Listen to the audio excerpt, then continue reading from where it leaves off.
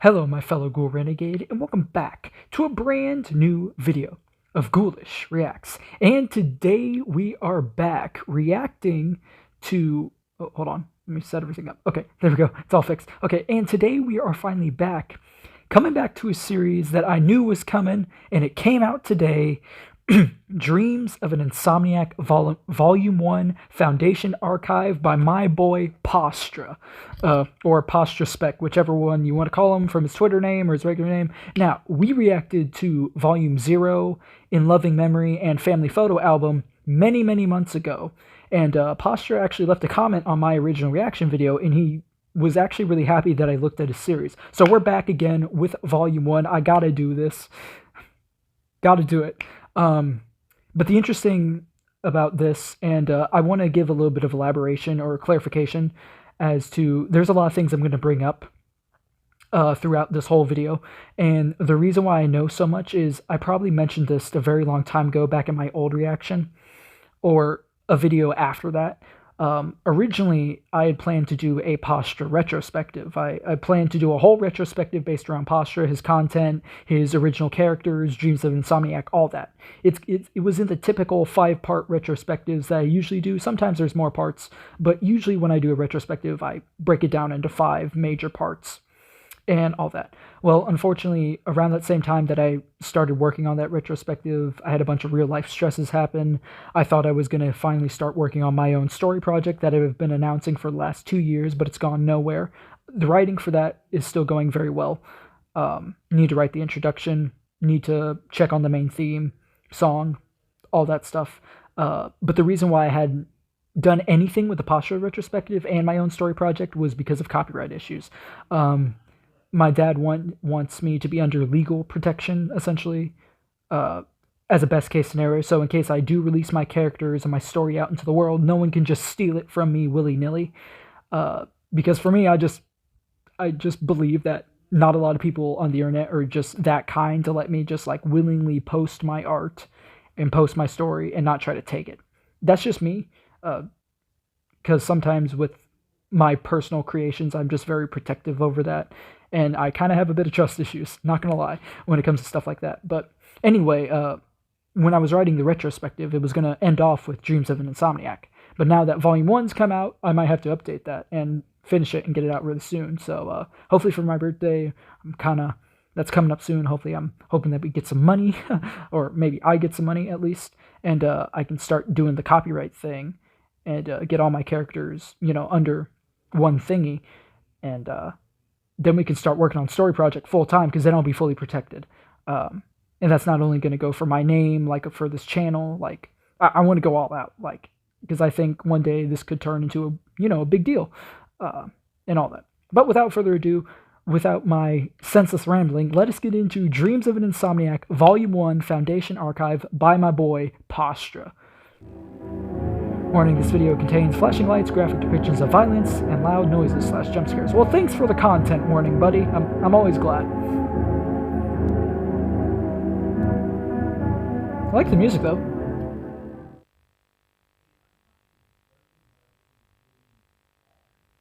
My name is Alex Williams. I live on 66 Elk Crescent, East Ridge County, and up until this point, I've worked for the Lankman Foundation, a job which I have quickly come to regret. Okay. This is my story.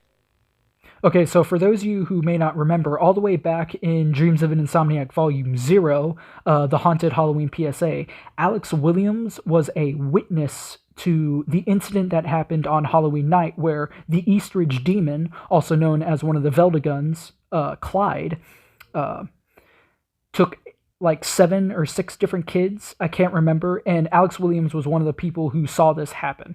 And the Haunted Halloween PSA was made by the Lankman Foundation. There was a lot of information regarding the Lankman Foundation in my retrospective that I was writing. As of 2024, I actually might rewrite it, because there's some new stuff that this might reveal about the Lankman Foundation, obviously, because, like I said, my old retrospective was going to end off with Dreams of an Insomniac, and this is very prevalent to the story of everything. And one more thing, the person watching these tapes is a guy named Tommy Merrick, and there is a big description in the video description that describes Tommy Merrick going to the asylum and it's all run down, and he finds more tapes, and he's going to look for someone that he didn't believe was alive.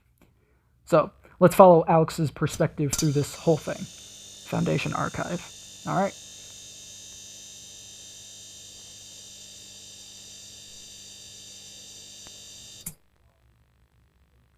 I began my work for the Foundation pretty much the day it was founded. After what happened on Halloween, I was put under 24/7 witness protection. Wow. They told me that the information I had was too valuable. It felt like I was under constant house arrest. There wasn't a day that they weren't watching me, and it went on like that for years. Dang. They gave me my job at the Foundation as a form of protection. A bunch of guys in suits showed up to my house and told me that it would be for the better if I took a job at their new facility. I didn't know much about them at the time. Nobody did, really. All they told me was that they were helping Veldigan victims, but even that felt vague. Helping Veldigan victims. So he didn't know exactly what a Veldigan was. Now, just to give a little tidbit from my old retrospective, the Lankman Foundation was founded by a man, ironically enough, named Lankman. He's a real physical person within the Dreams of an Insomniac universe, and this actually goes back to a side story that Pastra wrote a very long time ago, known as Lankman's Asylum. And pretty much the reason why Lankman hates the Veldigans is because his family was killed by the Veldigans, specifically Simon and Clyde, essentially. His father ended up getting ingested by Clyde, and his brother ended up getting ingested, and his family ended up getting ingested by Simon. So after that, after the death of his family, Lankman has pretty much gone on a rampage to make sure that this never happens to anyone ever again, and Lankman has figured out these creatures and their capabilities are dangerous to the world, essentially. And as we know of from Volume 0, Kenneth Kruger, the officer who worked in Eastridge County, had an encounter with the Eastridge Demon, also known as Clyde, and it kind of mutated his body to being basically unrecognizable. And supposedly Kenneth Kruger offed himself in front of his son, but it turns out that he never died, but he was actually captured by Lankman and taken to the asylum to be experimented on. And Kenneth Kruger would beg Lankman to end his suffering, and Lankman wouldn't, just because he had valuable information, and he figured it wasn't his time to die just yet.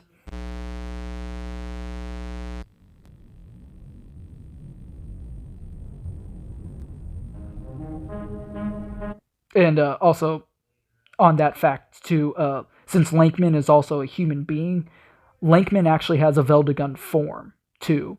So we're talking about the same Lankman who is a Veldigan, but is also a human. It's a little confusing. I would have explained this in the retrospective, and I'll probably explain it later down the line if the retrospective ever comes out, if I decide to work on it again. But yeah. Lankman Foundation. Oh my goodness. Oh dude, I know this song. Hello? You don't know me, but I certainly know you. Oh, great. Allow me to introduce myself. My name is Lankman, or at least a cartoon version of the man himself, created by our lovely in-house animator, Mortimer Gray. Mortimer Gray. Know for his... Oh my goodness, Pastra's bringing back Mortimer Gray. Or he's mentioning him. For those who don't know, Mortimer Gray is one of, at least his Veldigan version was inspired by Bendy and the Ink Machine, and basically he becomes a Veldigan and gets corrupted. He's all really cartoony and all that. So this just confirms that, and the reason why Mortimer was kind of inspired by Bendy and the Ink Machine was because Bendy is one of Pastra's favorite video games of all time. He's talked about there's numerous videos of Pastra talking about Bendy and the Ink Machine. And so he created Mortimer Gray as inspiration from Bendy. But this just makes more sense that Mortimer is also an animator. I love this so much. work on the classic cartoon series Candy Mouse. Candy I come ones. to you all Okay. today to announce the founding of the Lankman Foundation, a new gateway into the future of Eastridge County. 4 years ago, our lovely town was plagued by a species of creature we have come to know as the Veldigan. The These Veldigan. dangerous creatures have continued to threaten our residents, with there being seemingly no end to the dangers they pose. There's our boy Clyde. That's Clyde right there. Until now, our lovely founder, Herbert Lankman, Herbert. Okay, so we now actually have a name for Lankman. Herbert Lankman. Interesting. That was one thing that we never knew. It was information that I honestly didn't know when I was writing the retrospective, because Volume 1 hadn't come out yet. When I started writing the retrospective, we only had Dreams of an Insomniac Volume 0, In Loving Memory, and Family Photo Album. There was only 3 small little episodes of Dreams of Insomniac at that time. But now, Pastra is revealing us more through the Foundation archive, because this is all about Lankman, essentially. And other Veldigans, of course, I would assume. created our foundation for the purpose of both containing this anomalous threat, as well as treating all those who have been affected by them. How does he plan to do this, you ask? Well, the answer is quite simple. Using the inheritance left behind by his father, Herbert Lankman got to work renovating and reopening the old Lankman's Asylum, repurposing it into a massive treatment center for all those who have fallen victim to the Veldigan. As well as this, he has been hard at work donating generous amounts to Eastridge County's police force, ensuring they can continue to do what they do best, protecting all of you. So basically, in essence, Lankman owns the frickin' town. He's like the mayor of the county almost. I mean, I'm sure Eastridge County has their own mayor, but just because how rich Lankman obviously seems to be, his family was obviously very rich. And it's interesting that they know that he's repurposing Lankman's asylum. So, obviously, his family ran the asylum before the Veldigan outbreak, essentially, or before the Veldigans invaded at some point in time. I can't remember exactly the year, because it's been a while since I had all the research, like, up here, but I do remember a lot from my original script. Here at the Lankman Foundation, we know these last couple of years have been scary, but don't worry. Soon enough, this will all be a thing of the past. Okay. If you or anyone you may know have any questions regarding the Foundation and what we do, do not hesitate to give us a call. Uh-oh. 555-0100. Oh. Your phone is ringing, bro. Your phone is ringing. Oh, crud. On the night of April 6th, 1990, this phone call was made to the Eastridge County Police Department.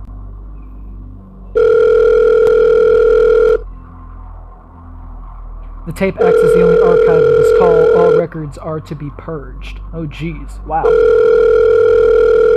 Well, come on, get on with it, bro. Eastridge 911, where is your emergency? Where is your... No. No, stop the video. Stop the freaking boat. Okay, I'm getting off. Where is your emergency? No. It's what? What is your emergency? Look, I'm sorry, I'm not trying to be the word critic, but every time I've called 911, it's always, what is your emergency? But I can understand how, Pastra wants to change that. It makes more sense. Where sometimes makes more sense than what. This is 45 Elk Crescent. Send the police, please!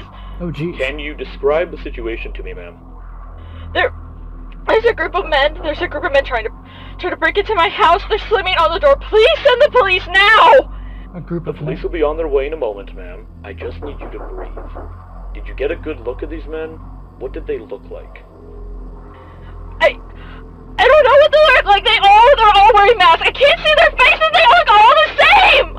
Oh, they're wearing What masks. kind of masks, ma'am? Ski masks, probably. Yellow ones? They're wearing yellow masks. Do they look like bandages? Oh, they're from the asylum. Lankman, Yellow face, red eyes. Hello? Hello, is anybody there? Oh no. They didn't hurt this poor woman, did they? Oh crap. Lankman might be more sadistic than I thought. Oh, we get first camera point of view.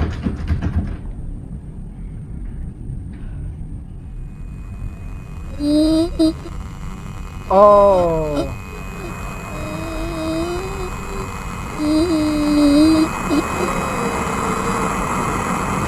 Oh yeah, totally not creepy at all. After I started working at the Foundation, they immediately bombarded me and everyone else with all these different mandates and training tapes. Even for the most simple of jobs, there were rules for everything, and half the time they didn't even make sense. Okay. Perhaps the strangest mandate they had us commit to, though, was to wear these goggles at all times. They said it was a preventative measure to avoid the effects of some kind of hallucinatory environment. None of us knew what that was or how it was even possible. All they told us was that it would make you see and hear things, and that it was apparently used to keep patients in line.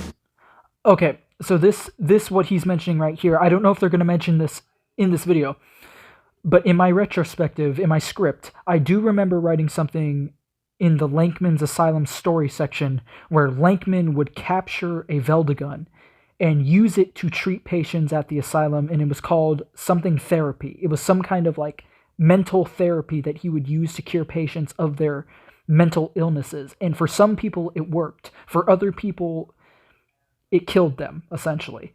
It just made them die, straight up. But for other people, it actually cured them. Oh my goodness, what was it? This is going to drive me nuts. Okay, after looking at my script, now I remember what it was. It was called Lankman's Alteration Therapy. And that's what he would use to treat patients at the asylum. To keep patients in line. Something about treatment through exposure. We never really knew for sure if it was working, but all the patients seemed to suffer from similar symptoms that were said to be a part of it. They were always scared of us, no matter how much we tried to help them. And they always complained about hearing some kind of horrible music somewhere in the facility. What got to me the most about it, though, was how normal everyone treated it. Something beyond our understanding was being used on these people, and nobody seemed bothered by it but me. They all just treated it like it wasn't even happening. Huh, interesting. Here in the length. One thing I would also like to clarify that during the point in time in the story where these tapes are being shown, everything has actually already happened. So the character that I mentioned in the beginning, Tommy Merrick, the one who was watching the tapes, specifically in the description of this video, it mentions him going up to the now abandoned Lankman's Asylum, a husk of its former self. So basically that kind of confirms that every event that we're seeing now has already happened, and we're just witnessing through it through Tommy's perspective of him watching the tapes. An asylum, it is imperative for all staff members to be aware of our state-of-the-art hallucinatory environment. Okay. Through this unique environment, we are able to keep all patients within benefits of hallucinatory technology, inaccessible treatment through exposure, better control over unruly patients, improved methods of concealment. Okay. our walls in line, as well as treat their conditions through exposure that no other location can provide. Okay. The amount of benefits this new technology can provide for the patients of our asylum is numerous, but you must remember that there are multiple precautions which have been put in place to ensure that you, our staff, do not suffer from the effects of our hallucinatory environment and can do your job correctly and safely. The first of these precautions should have been provided to you on your first day at the job, in the form of these specialized optical lenses. Red goggles, Lankman, red eyes, that lady on the phone, they're wearing yellow masks. That looks like bandages. Yeah. This place screams Lankman. I mean, at least his character design, because Lankman, he has a yellow face, glowing red eyes, and always wears a nifty little top hat as well. By wearing these red lenses, staff members will be able to see past the environment's effects, allowing for no mistakes to be made and a job well done. If at any point these lenses are to be removed, symptoms of optical hallucinations. What does that say? Warping of the environment around you. Oh my goodness. Entryways and exits appearing and disappearing, seeing people that do not exist. Oh yeah, I would like to say that one of the main powers of the Veldaguns is to cause hallucinations, and that can result in the color changing and the environment warping and flashing colors rapidly, as shown in Family Photo Album, specifically with the father who was looking for his lost child, and Clyde actually abducts him. The room turns bright orange and everything flashes really quickly, and then all of a sudden he's gone. So the Veldaguns have the ability to warp physical environments and just basically mess with your mind. And this is the same thing that's happening at the asylum, because Lankman has one of these Veldaguns in there, at least according to the asylum story. And I believe the Veldagun he has captured is Winfrey. If I remember correctly from the story, it's Winfrey. Staff members will experience severe hallucinations, which will make your work extremely difficult. The second of these precautions comes in the form of knowing what you should and should not be hearing when on the job. Although we have yet to develop a solution for symptoms of auditory hallucination, voices of people that do not exist, distant, discordant music, the voice of Dr. Lankman. Oh my goodness. The knocking of doors and windows. Oh man, this is bringing up so much from Haunted Halloween PSA. Like, specifically in the PSA, when they said, oh, the Veldaguns come out at a certain time, they say the knocking at the doors and windows does not exist. And if you do hear it, you're already pretty much dead and screwed. Lankman's voice. I wonder if that's a reference to his signature catchphrase, "You're insane," because Lankman has a catchphrase, and it's "You're insane," and it would repeat, according to the asylum story, it would repeat over and over and over and over again to patients who were undergoing the alteration therapy. auditory hallucinations. Symptoms of them appear to follow a similar and predictable pattern. If you believe yourself to be hallucinating, ask yourself if you're hearing the voices of people that do not exist, distant music coming from an unknown location, Dr. Whoa. I'm sorry, I know I've been talking a lot, and I haven't noticed this. But bro, Pastra is sending audio cues through my headphones. I keep hearing whispering in my left ear. And that's the second time I've heard it. Lankman requesting your aid, or the knocking of doors which do not exist. If the answer to any of these questions is yes, then you are hallucinating and should treat those sounds as if they do not exist.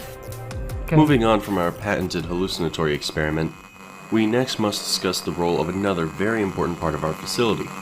It is imperative that all staff members avoid Do not interact with the caretakers. any form of contact with The caretakers were possibly the most disturbing part about working in that entire facility. Okay. They were these tall, bandaged staff members who were dressed in black from top to bottom. I don't even think I ever saw them outside of their uniform. Interesting. We were always expressly told never to interact with them for any reason. Apparently their job was just that important. Okay. It was with them that I reached my breaking point when working at that damn place. I always saw them going into patients' rooms, taking them to places that I never got to see. I always wondered what they were doing, but I made sure to mind my own business. Good job. That is until late one night when I was working at the facility.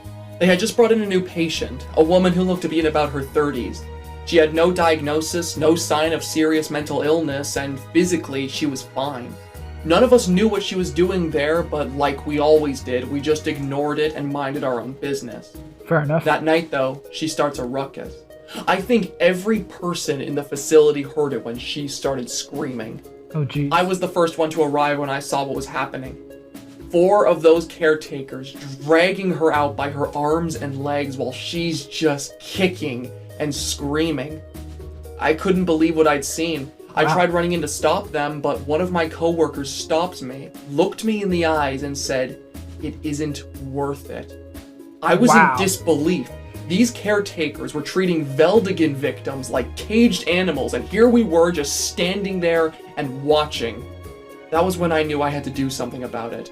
I always had my suspicions about the asylum, but seeing how this treatment facility treated its patients, that was the final straw. Yeah, and it's obvious to tell by this point that Alex is a very disgruntled actually more than a disgruntled employee. He's very angry at the treatments that Dr. Linkman himself and even the caretakers use to treat these patients. He knows that there's something very wrong and immoral going on in this facility, which, judging by how he's wording things, his mannerisms, and just the general expression on his face, you can tell he's not a very happy guy as of this moment. And I would like to clarify that Alex Williams is actually played by Pastra himself, so that's our boy. I went to as many of my coworkers as I could to try and get as much information as possible about the Foundation and their shady practices. Okay. I wanted to bring these problems to the light, to have the general public know what was really going on in there. Interesting. But of course, none of them wanted anything to do with me. Of course They not. just brushed me off and told me that it wasn't worth it, that it would bring more trouble. It wasn't worth it. But That's funny. That should be the news phrase for this series. Bro, it just wasn't worth it. It's like the phrase from the Mandela catalog, nothing is worth the risk. Yeah, that should be the new phrase. It wasn't worth it. ignored them, and I kept trying. When I ran out of staff to talk to, eventually I turned to patients. More specifically, the woman I saw getting attacked that night. I wanted to know where they took her, what they did to her. So I snuck into her room late that night with a camcorder that I brought, and Okay. I was able to record an entire interview I had with her. Nice. And I was just left with so many questions. Ooh, this is gonna be interesting. Man, this is getting really good really quickly. Please don't hurt me. I promise I'll behave. I don't want to go back. Listen, I don't want to hurt you, I promise. I'm just here to ask a few questions is all. I'm sorry about what happened to you the other night. It was horrible. I want to try and make sure that doesn't happen again. And Okay. it would help a lot if you could answer my questions. Okay. Alright, thank you. Okay, so my first question. Why were you brought here? You didn't have any diagnosis, and you don't seem to suffer from any symptoms of Veldigan sickness. I don't know why I'm here. These that's men what- broke into my house. what Nobody they call came to it. help me. The doctor told me I'm sick, but I don't know what he means. I'm sorry if that doesn't help. It's okay, don't worry. It helped. Okay, so she was brought to the asylum, no signs of Veldigan sickness, but so that's the only reason why they bring people to the asylum is a sign. But if she doesn't have a sign, then why is she there? Is she like Alex, possessing valuable information about Veldigans? If not, they would just given her a job. I mean, let's just be real here. But they didn't. So Lankman says that she's sick. But exactly sick of what? Obviously, it's not Veldigan sickness. Because she'd be losing her mind right now. She'd be freaking out. But that's not happening. So it's like, what is it? I gotta know. That's a lot. You're doing great. Now, my next question. That night when you were attacked here, I know it must be a lot, and I'm sorry to bring it up, but do you know where they took you? I don't know. He told me I can't tell anybody. I'm sorry. I can't tell you that. He said he would take me back there. And I don't want to go. I don't want to go. Hey, it's alright. It's alright. You're not going to go back there, I promise. I just need to know where it was. Nobody else will know. They took me to room 66. Room 66. What? No, that's not possible. There's only... What the heck is that?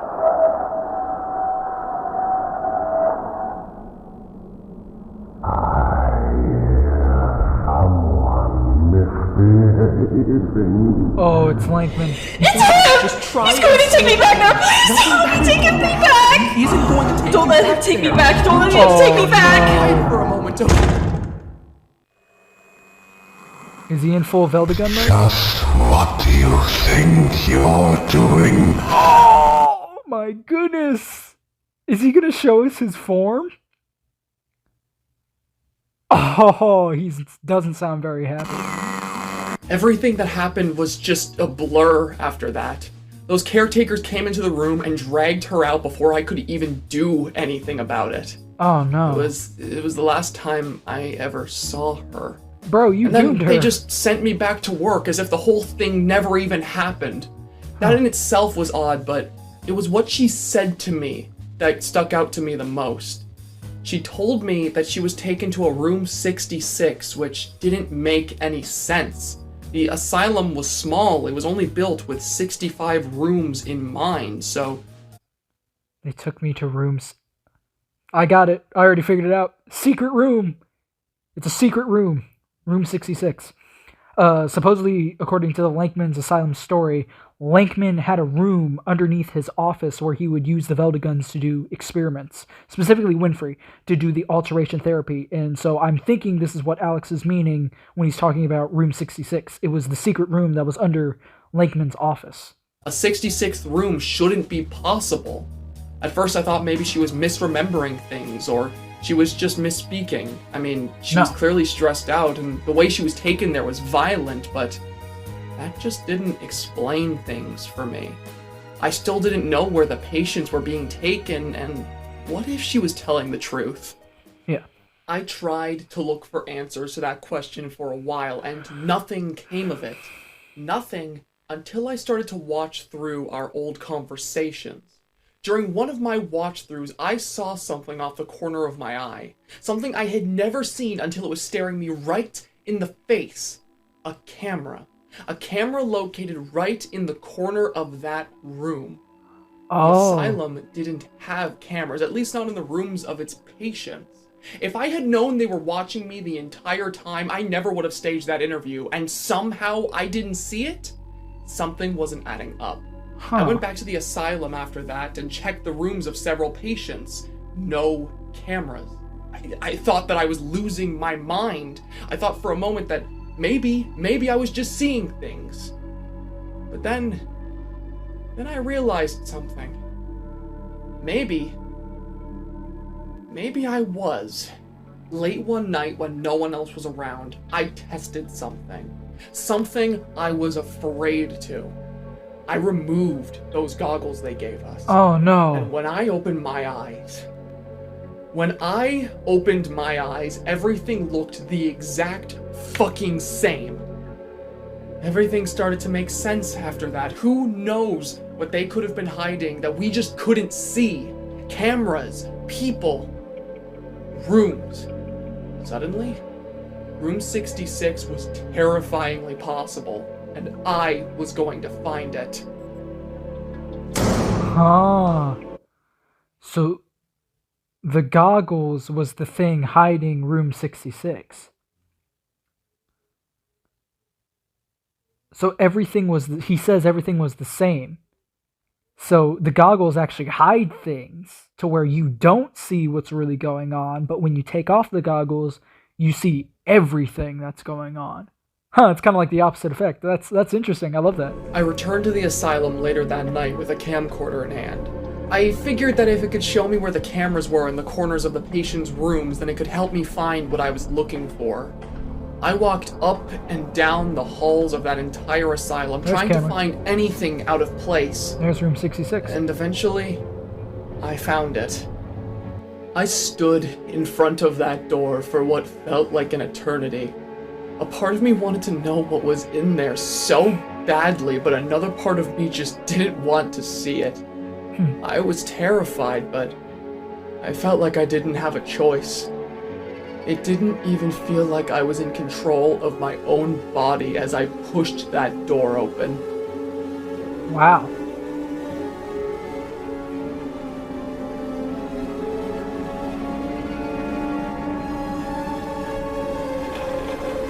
This is making me so uneasy right now. I'm getting a... Uh-oh. I'm hearing a weird noise. What the heck?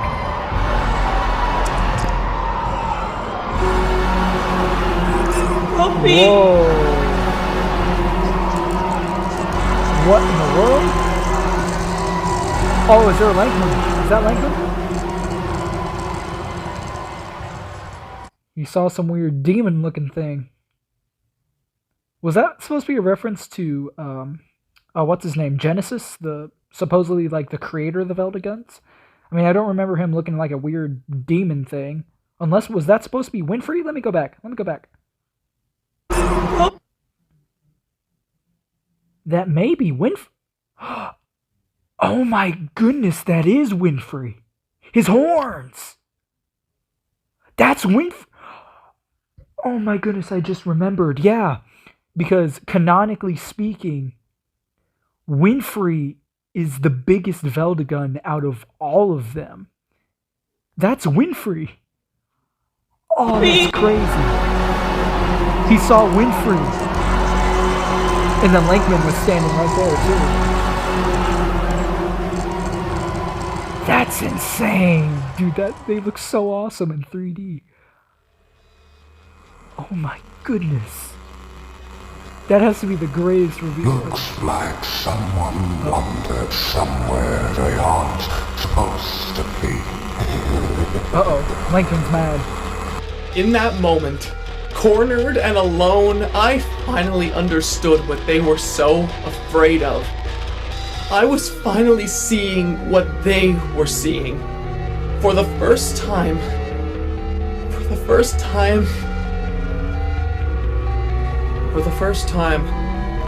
I saw his face.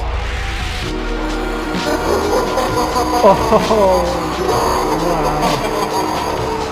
You saw Lankman in his Veldegun form. Because, what the heck? The cornical stutter interval is the midline 13 centimeter. Behind the glabella, the scalp is filtrated with note the rubbered adhesive to keep the blood out of the brain. Oh man, it's going into a... Yeah, I forgot to mention that when Lankman would do his tests with Winfrey on his patients, it would alter Lankman's appearance as well, showing his Veldegun form, essentially. Wow. That's awesome. Wait, hold on, that's going way too fast. Operative technique, the corneal stutter indicated on the scalp. A mark is made 3 centimeters. Oh, these are from like medical journals and all that. This is all like has to do with the mind, the brain. Wow, I didn't expect this. There's Clyde. This is awesome. I love it. Oh my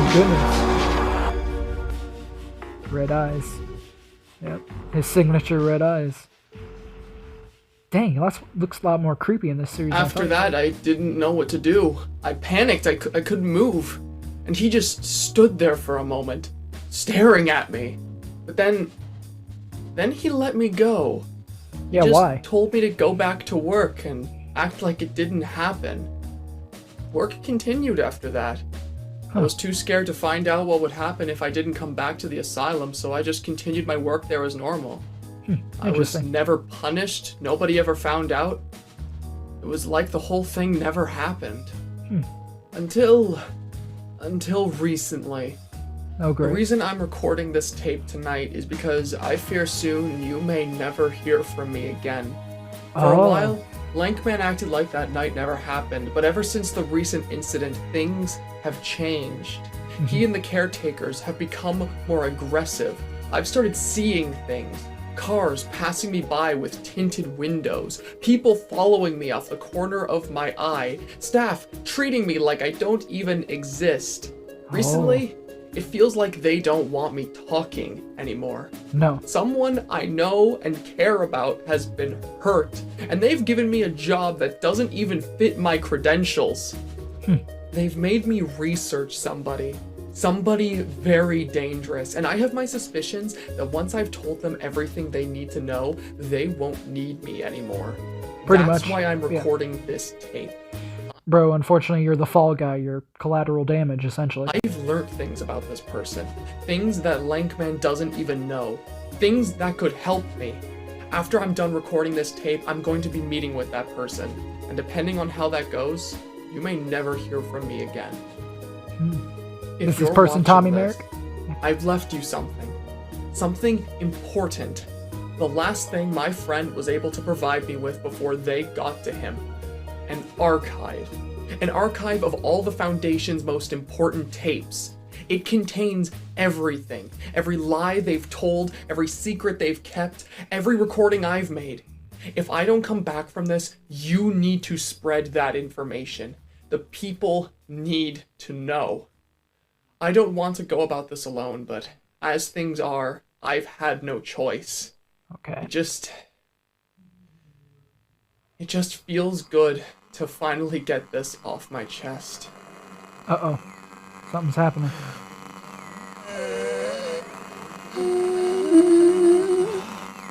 Oh no, voices.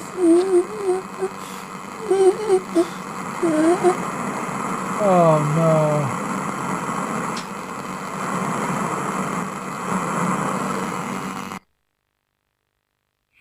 Interesting. So I'm thinking the person that Alex is going to meet up with is Tommy Merrick, the character who we've been seeing the perspective of this all from. Foundation Archive, created by Zachary Gignac, also known as Pastra. That was really good. I loved every second of that. That was the highlight of my week. That made my night right there. Well, yeah, so that was the Foundation Archive, Dreams of an Insomniac Volume 1. Very interesting. The story potential is just, it's shooting off the charts right now. There's so much Pastra can do with this series. And judging by how he's laying this out right now, no wonder it took so long. Like, this is really good. Anyway, guys, unfortunately, that is all the time I have today for this video. So please make sure to like, comment, subscribe. Hit the bell for notifications for when I upload new videos. Make sure to follow my social media links down in the description below to join the Ghoul Renegade. And I'll see you guys next time. Also, go follow Pastra. He has so much talent, and it's really cool to know that he's, around, we're a similar age. But go follow Pastra. He's doing some amazing work on his channel. And hopefully he sees this. I might shoot this out when it's uploaded to him and say, hey, I reacted to your video. All that stuff. But unfortunately, that's all the time I got today for this video. I'll see you guys next time. Bye-bye.